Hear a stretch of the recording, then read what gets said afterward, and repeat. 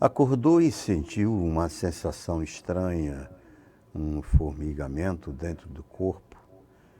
Se falasse para a mãe, na certa, ela diria que era mais uma maluquice dele. Hoje, já se viu formigamento por dentro? Onde já se viu isso? Já não basta quando isso acontece por fora?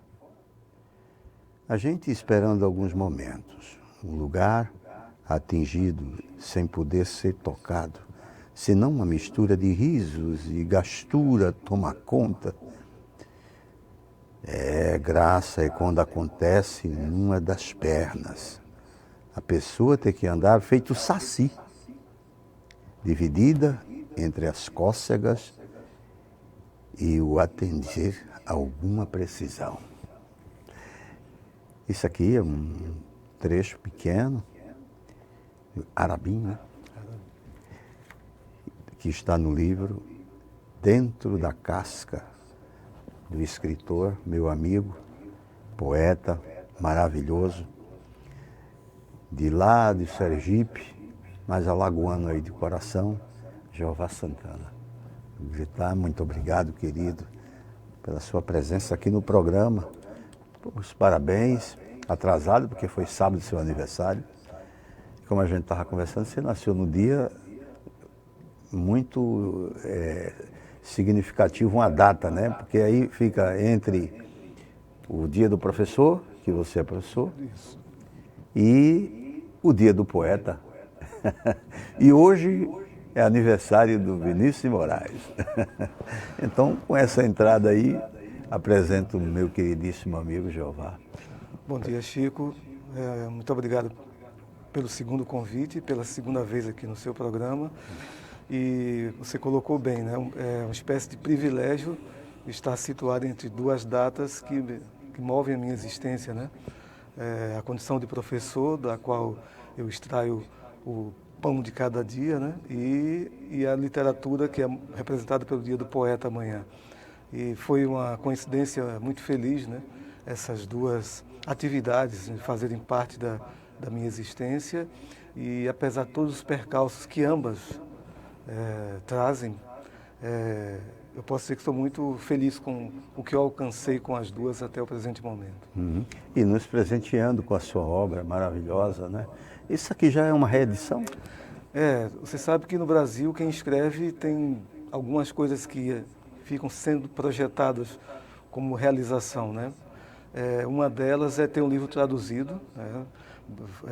Esperar que o que você escreve, o que você cria, saia, ultrapasse a barreira da língua portuguesa. E o outro é ter ter um livro reeditado, né? São duas possibilidades que não chegam para todo mundo, ou quando chegam, demora a acontecer. É o fato desse livro, que ganhou uma segunda edição 26 anos depois da sua primeira edição, que se deu em Aracaju, né? A segunda edição se deu aqui em Alagoas, dentro de um edital da imprensa oficial Graciliano Ramos. E aí, reedição significa uma nova roupagem, né? O livro tem um outro tratamento gráfico, é o que aconteceu, né? A primeira edição, o livro, assim como o autor era mais magrinho, né? E agora ficou mais encorpado, porque mudou o tamanho da fonte, né? Mudou a posição do título em relação ao texto.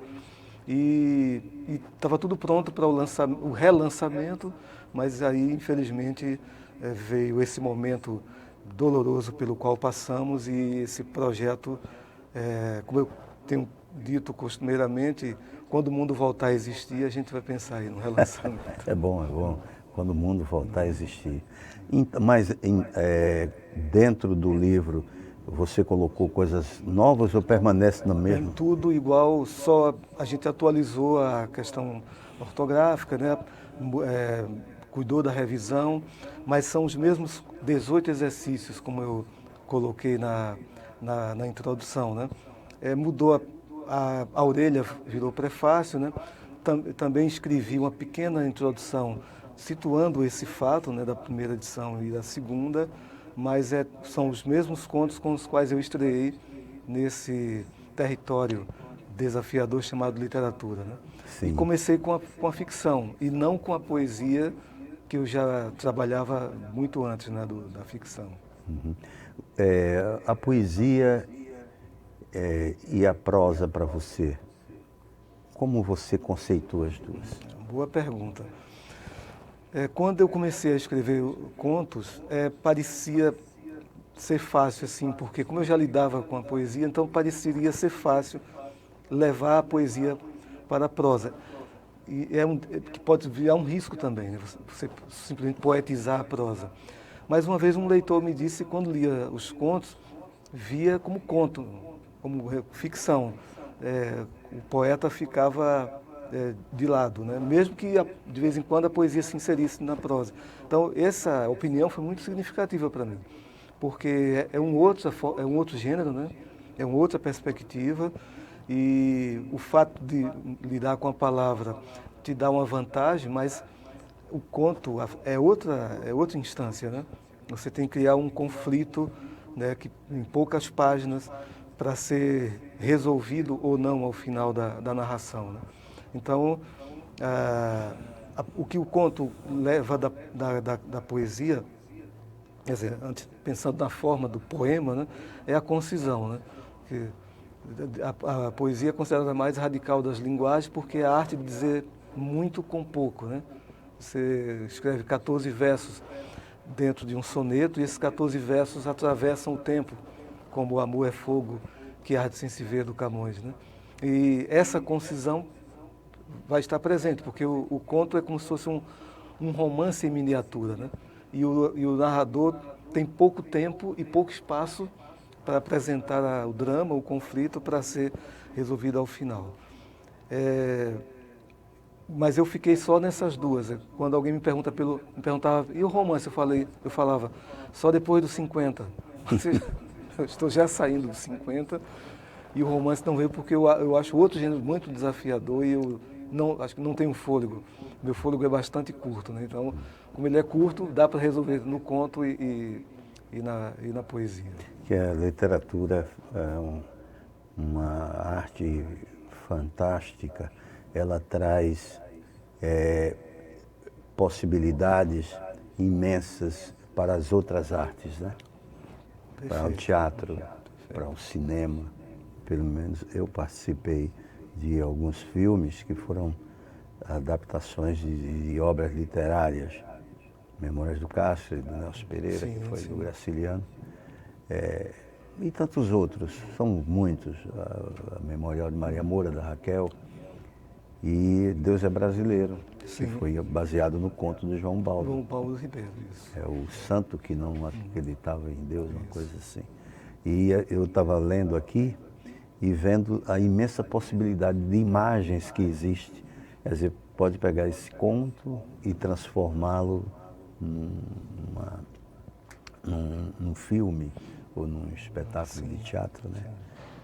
E vocês sabem conduzir isso tecnicamente, vocês escritores, mas especificamente você conduz naquela linha, aquele fio, né? Que é uma coisa muito bonita. Então, você vai trabalhar esse livro a posteriori ou está fazendo isso através da internet? Como?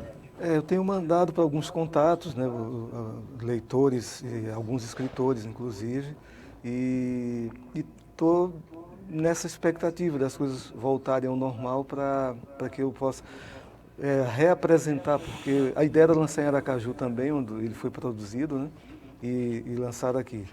Ia ter que pegar uma outra quantidade lá com a imprensa, em consignação, porque a primeira edição que vem para o autor é a quantidade pequena, e quando você começa a distribuir com os mais próximos, não dá nem para pensar no que você vai levar para o lançamento. Então estou esperando e aproveitando o gancho do que você citou, a relação da literatura com as outras artes, né? Além da tradução da edição, de uma segunda edição, há também essa expectativa do autor ver o seu texto em outra linguagem. Isso já aconteceu com um conto do segundo livro, né, A Ossatura, que virou um curta-metragem em São Paulo. Ah, sim. O roteirista foi a Aracaju, acho que algum projeto da Federal de lá, e acabou encontrando o livro. E segundo ele me disse depois, perdeu o livro no voo de volta para São Paulo. E ficou só com o roteiro que ele tinha criado na memória, né? É um conto chamado Balas de Açúcar Queimado, em que um personagem vai contar para a mãe de um amigo que tinha havido uma tragédia, ele tinha morrido, só que ele não tem coragem de contar para a mãe, né? A mãe vai trazendo para o cenário da conversa álbuns do filho e vai contando como ele era na infância, e ela, no meio da conversa, vai trazendo balas de açúcar queimado, né? Que é uma coisa que permeou a minha infância. E esse conto nasceu de uma imagem concreta. Eu estava com 2 amigos em Aracaju, descendo uma rua, e um ônibus passou muito próximo de mim, né? E a esposa do amigo que estava ao lado disse: olha, Jeová, você não vai querer que seja eu a dizer para sua mãe uma tragédia dessa, né? Caso o ônibus tivesse me tocado, né? Aí eu fiquei com essa imagem, né? E daí ela virou um conto e virou, muitos anos depois, um curta-metragem em São Paulo. É claro que a gente tem que ter essa expectativa de que é outra linguagem. O Jorge Amado costumava dizer que não opinava nas adaptações que eram feitas da obra dele, porque ele sabia que ali era uma outra linguagem, né? Muita coisa retirada, há acréscimos, porque você não tem a presença do narrador, né? Tudo tem que ser pautado pelo diálogo, né? A Lígia Fagundes chegou a comentar uma vez que o que ela estranhava na adaptação da Ciranda de Pedra para a televisão, porque havia muito casamento, né? Todo mundo Agora, casava.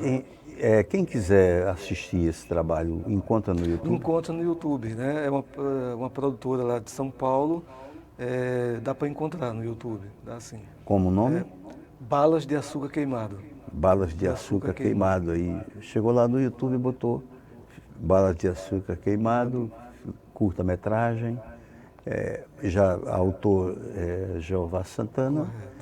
E vai aparecer lá para assistir. Então, é só dar com o tempo que produziu? Tem um tempo já. Acho que mais de 4 anos, se eu não estou enganado. Quando você viu? Foi impactante nesse sentido, porque o diretor, o roteirista, captou bem a questão do tempo, né? Já que o personagem vai contar para a mãe do amigo que havia acontecido uma tragédia com ele, e ele coloca muito presente objetos que remetem à passagem do tempo. Tem um relógio ao fundo, né? Aquele relógio antigo de parede. Tem o nervosismo do personagem, né? O mexer com as mãos, o olhar para o vazio. Então eu achei muito bacana.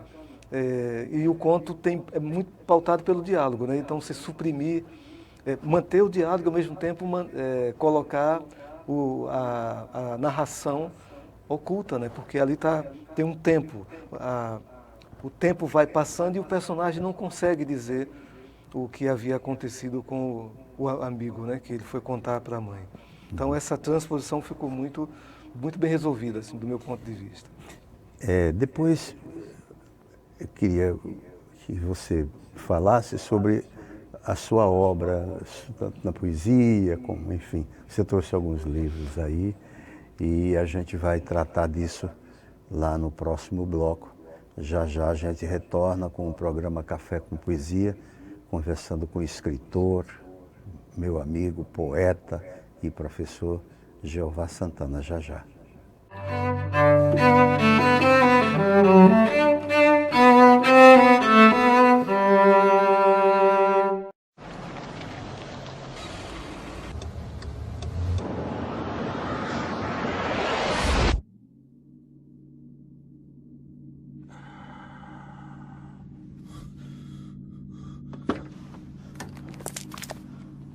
Mate, I'm so sorry. I thought there was time. He's just pulled out. I don't have time to stop. Oh, come on, mate. It was a simple mistake. I don't know if I was going a bit slower. Please. I've got my boy in the back.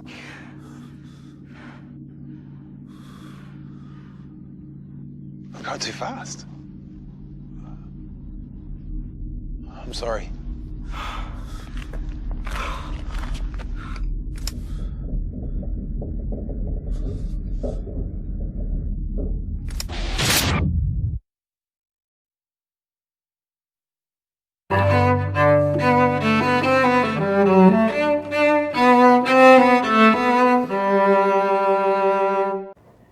Retornando então o programa Café com Poesia, conversando com Jeová Santana, um prazer imenso, mais uma vez, dizer a você e recebê-lo aqui no nosso programa.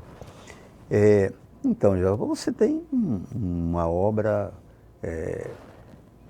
e tanto na poesia, né, como na prosa e tal, você é um professor, um mestre, né,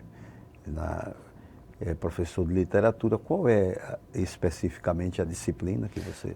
Eu trabalho com a literatura brasileira, com teoria literária, com fundamentos da crítica literária. Trabalho também com literatura portuguesa, né, e literatura infanto-juvenil, né, dentro do sistema de disciplinas da Universidade Estadual de Alagoas, no campus de União dos Palmares. Uhum. A cada semestre, né, vai mudando a configuração, mas é basicamente esse roteiro. Me lembro que você iniciou também um projeto lá sobre o Jorge de Lima, não é? Fantástico. E que eu também sou fã incondicional do Jorge, maravilhoso. E você continua? Quantas anda isso ainda? Tá? Eu sempre digo que a Universidade Estadual de Alagoas tem duas grandes bandeiras, né? Que é Zumbi dos Palmares e, consequentemente, a Serra da Barriga e Jorge de Lima. Porque fica parecendo um meio paradoxo, assim, a cidade onde nasceu os maiores poetas da língua portuguesa viver somente em função do aniversário dele, né? E às vezes nem acontece, né? E acho que isso é uma lacuna muito grave. E aí há momentos em que, como um dos que você participou, né, que vieram convidados, inclusive do Rio de Janeiro, houve aquela movimentação dentro do espaço da universidade, mas eu acredito que ainda há muito que se fazer. A começar pelo espaço onde ele nasceu, né? A casa onde Jorge de Lima nasceu está reduzida hoje a umas informações básicas colocadas nos pôsteres. Não há a presença do livro, né? Eu acho uma coisa assim meio esquisita, né? De ali não ser um centro de pesquisa, né? Um lugar onde a leitura se faça presente, né? Acho que é uma lacuna que precisa ser resolvida. E na condição de professor, eu costumo dizer que o professor é o melhor amigo do escritor, né? E para isso o professor tem que ser um grande leitor. E a formação do professor na condição de leitor é obrigação da universidade. Ela tem que dar o máximo de si para que essa lacuna que vem do histórico do professor consiga ser amenizada na universidade, porque às vezes nem na universidade isso se resolve, né? Porque a gente sabe que é um processo lento, né? Não se faz leitor da noite para o dia, né? E aí esse caminho da sala de aula para chegar à literatura é um caminho de muita dureza. E também há certos desafios, como, por exemplo, de repente um aluno aparece dizendo: professor, eu queria estudar o seu livro para fazer um TCC ou fazer um artigo. E é sempre meio esquisito, né? Porque você estava do outro lado do balcão, né, vendendo, e agora você passou a ser o objeto. E aí eu sempre tenho um jogo aí de você, como é que agora eu faço para me afastar do autor? Mas a gente faz isso, né? E a exigência que eu faço quando o aluno escreve em relação a outros escritores, quando é comigo, o rigor é o mesmo, não tem concessão, né? Se estiver bem escrito, vai estar bem escrito. Se não tiver, a gente vai dar os encaminhamentos necessários. Mas é uma sensação muito significativa essa, porque eu gosto mais quando o aluno descobre, né? Professor, eu não sabia que o senhor também escrevia, vi na internet. Porque eu acho aquela coisa eu acho esquisito, né, você chegar na sala de aula e começar a falar de si mesmo e do que você faz. Eu acho sempre fico meio incomodado com isso. Né? Mas aí o tempo foi passando e hoje eu estou mais ou menos bem, né, em relação a isso. Quando o aluno descobre, eu acho bacana, e se ele quer estudar o que eu já escrevi, também acho bacana, porque o leitor é sempre um olhar que a gente não pode deixar de lado, né? Porque é um grande parceiro, né? E Eu tive um escritor em Aracaju que foi muito próximo a mim, chamado Antônio Carlos Viana, que nos deixou em 2016. Ele costuma dizer que o leitor tem sempre razão, né? Não é para apontar as qualidades e os defeitos, né? É sempre Sim. uma voz a ser ouvida. Mas, e a sua obra que a gente estava falando, então, você começou com a poesia ou com a prosa? Comecei com a prosa. E como eu publiquei o primeiro livro em 1993, quando eu voltei a escrever foi em 2002, um segundo livro de contos, a Ossatura, em 2006, outro livro de contos, que é o Inventário de Ranhuras. E isso se tornou uma coisa muito engraçada, porque as pessoas falavam assim, o poeta acabou de lançar mais um livro de contos. Havia sempre uma indagação, cadê a poesia, né? Cadê a poesia? É o contista que era poeta e você sabe que até o Vinícius é um responsável por isso, né? Ele era chamado de poetinha, mas aí é uma coisa que muito assim carinhosa, né? Que é um risco também, como se fosse uma coisa menor. E não era. O Vinícius é um grande poeta, e aí só em 2011 é que a poesia se fez presente via UNEAL, via Universidade Estadual de Alagoas, né? O então reitor, professor Jairo Campos, disse, olha, eu tenho uma reserva aqui, preciso ser usado. Perguntou se eu tinha alguma bala na agulha. Eu falei, tenho, que eram poemas que eu vinha escrevendo há muito tempo e depois eu percebi que havia um projeto dentro dele diferente, porque eu estava colocando datas ao final dos poemas. O local onde os poemas tinham sido feitos. E quando eu olhei para essas datas, eu disse, não, tem uma ideia diferente aqui, porque, na verdade, tinha um projeto chamado Solo de Rangidos, que se tornou o segundo livro de poemas, lançado em 2016 pela imprensa oficial. Então, os poemas passageiros estavam dentro do Solo de Rangidos. Mas quando eu vi essa questão da data, eu disse, não, tem uma ideia paralela aqui. Aí tirei os poemas que estavam com data e criei os poemas passageiros, porque eles acabaram mostrando esse trânsito que eu faço desde 2004, quando eu vim trabalhar aqui, e continuei vinculado ao Aracaju como professor do ensino médio. Então, semanalmente, eu atravesso a ponte do Rio São Francisco para dar aula em Aracaju no ensino médio, né? Então, fiquei em Aracaju, Maceió e União dos Palmares. Então, e quando a capa do livro foi feita, o Ronaldo, que é um amigo lá de Aracaju, que fez todas as capas dos meus livros antes de chegar aqui na imprensa oficial, ele pegou alguns tickets de passagem de uma empresa que eu não vou dizer o nome para não fazer um comercial, e estampou na capa, até para mostrar esse deslocamento, né, que eu fazia semanalmente. Só que aconteceu o seguinte, esses poemas acabaram, na verdade, o primeiro livro deveria ter sido o segundo, né? Porque eram poemas mais recentes. Quando chegou 2016, aí esses poemas, décadas anteriores, dos anos 80, aí que eu finalmente pude colocar na praça, né, num projeto, no edital da imprensa oficial. Aí, observando então esses livros, você pode ir mostrando um a um qual foi o primeiro? Bom, aqui é o Dentro da Casca, que você mostrou, que é o de contos, né? Tá. Deixa com licença, eu mostro para aquela câmera ali. Esse aqui, Dentro da Casca, né? Esse foi o primeiro livro que agora esse ganhou a segunda edição. A segunda edição. Logo após veio Poemas Passageiros, esse aqui, que foi a publicação da Universidade Estadual de Alagoas com a Poligraf aqui de Maceió. A Poligraf. Esse aqui, Solo de Rangidos. E nós falamos sobre esse livro quando você veio aqui, não é? Qual foi o período dele? Foi 2016, o livro, né? Sim. Mas eu estive aqui, eu acho que há 2 anos, né? Foi há 2 anos. Isso. Esse aqui é só para acompanhar a poética do Aristóteles. Sim. Eu vou pedir para você ler um poema seu aí. Com o maior prazer. Pois não. Fica a seu critério escolher. Vamos então. Olha só que luxo, hein?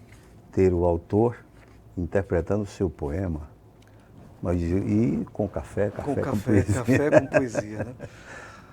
Eu vou ler o primeiro, então, que abre o livro, né? Sim. Um poema que se chama Ruminância. Sim. Entre o poeta e o papel, o incesto. Entre a nave e a ave, o milênio. Entre a mulher e a lua, a insônia. Entre o preço e o buquê, a resistência. Entre o sal e a idade, a saudade. Entre o homem e a enxada, o diálogo. Entre a faca e o queijo, o capital. Entre a loucura e o tesão, a validade. Entre a vara e a fenda, o hedonismo. Entre o operário e o padrão, o Judas. Entre Deus e o homem, linha ocupada. Oba, maravilha. Vamos mais um aí. Maravilha. Quando eu lindo leio esse poema no saraus, eu costumo tentar imitar o som do orelhão quando ficava aquele barulhinho o barulhinho que dava a linha ocupada. Né? Isso mesmo. Da Criação, que é um poema que eu dediquei a um poeta de Aracaju chamado Araripe Coutinho, né, que também já, como diz Rolando Boldrin, partiu fora do combinado. Né? Meu infinito é simples copo d'água, meu poema é raquítico, flor do chão. Palavras feitas no inferno das feiras, nos acenos fossilizados nas rodovias, nos quintais nunca mais erguidos. Como alcançar tal dimensão, se é poeira mastigada no almoço, se é faca na barriga do amor, se é fome a furtar qualquer beleza? Meu poema tem suor de estivador, músculos sob o visgo olhar da multidão. Meu poema tem velhas incrustadas nas janelas, tem estupros sobre a conivência da noite, nos candeeiros no varal do tempo. Como invadir a transcendência, se é peleja... Peraí, dá para voltar? Dá, porque eu esqueci o companheiro aqui, aí começou a embaçar. Esqueci. Eu também tenho esse negócio aí, troca, né? Eu começo do começo? Não, pode ir no começo, Tá bom. Da Criação a Araripe Coutinho. Meu infinito é simples copo d'água, meu poema é raquítico, flor do chão. Palavras feitas no inferno das feiras, nos acenos fossilizados nas rodovias, nos quintais nunca mais erguidos. Como alcançar tal dimensão, se é poeira mastigada no almoço, se é faca na barriga do amor, se é fome a furtar qualquer beleza? Meu poema tem suor de estivador, músculos sob o visgo olhar da multidão. Meu poema tem velhas incrustadas nas janelas, tem estupros sob a conivência da noite, tem candeeiros no varal do tempo. Como invadir a transcendência, se o relógio de ponto devora a alegria, se a lua está esclerosada, se o país é apenas risos pálidos? Meu poema não cabe em decassílabos. Meu poema tem a afoiteza dos engraxates, dos operários, dos ladrões, dos meninos a voar dentro da chuva. Meu poema é simplesmente palavras com cara de domingo, furtadas da despensa desse lácio nordestino. Que bonito, rapaz. Belíssimo poema, muito bonito.